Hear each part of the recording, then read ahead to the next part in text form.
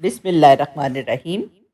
منزل منزل دعا روحانی حفاظت کی ڈھال، ایک خوبصورت اور معلوماتی پوسٹ۔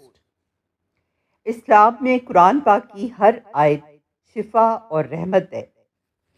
انہی برگزیدہ آیات میں سے ایک خاص مجموعہ جسے منزل دعا کہا جاتا ہے روحانی اور جسمانی حفاظت کے لیے نہایت مؤثر ہے۔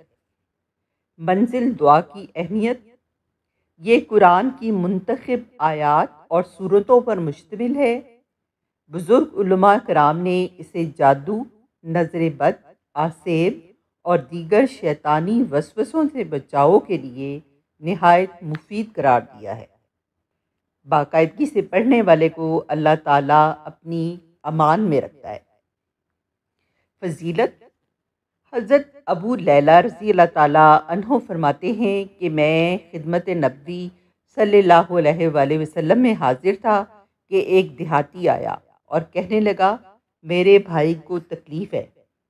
آپ صلی اللہ علیہ وآلہ وسلم نے دریافت فرمایا کہ کیا تکلیف ہے؟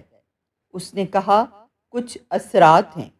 آپ صلی اللہ علیہ وآلہ وسلم نے فرمایا، اسے میرے پاس لاؤ۔ چنانچہ لایا گیا تو حضور صلی اللہ علیہ وآلہ وسلم نے چند آیتیں پڑھ کر دم فرما دیں، جس سے وہ بالکل ٹھیک ہو گیا۔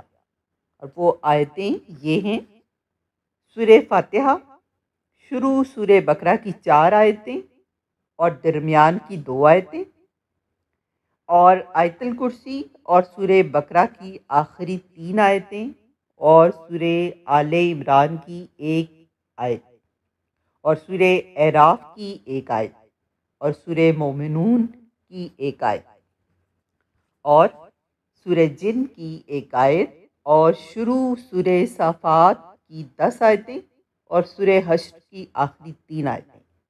پھر تینوں کل، یعنی قل هو اللہ احد، قل اعوذ برب الفلق اور قل اعوذ برب الناس والی صورتیں، یہ حدیث نبی صلی اللہ علیہ وآلہ وسلم ہے۔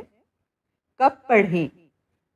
صبح اور شام کے اذکار کے ساتھ، بیماری یا خوف کی حالت میں، گھر کے ماحول کو روحانی سکون دینے کے لیے، دل کو سکون ملتا ہے، اللہ پر توکل اور ایمان میں اضافہ ہوتا ہے، ہر قسم کی ظاہری اور باطنی آفات سے حفاظت ہوتی ہے۔ یاد رکھیں، منزل دعا محض الفاظ نہیں بلکہ قرآن پاک کی برکت ہے۔ اس کے پڑھنے سے اللہ تعالیٰ کی رحمت و حفاظت شامل حال ہو جاتی ہے۔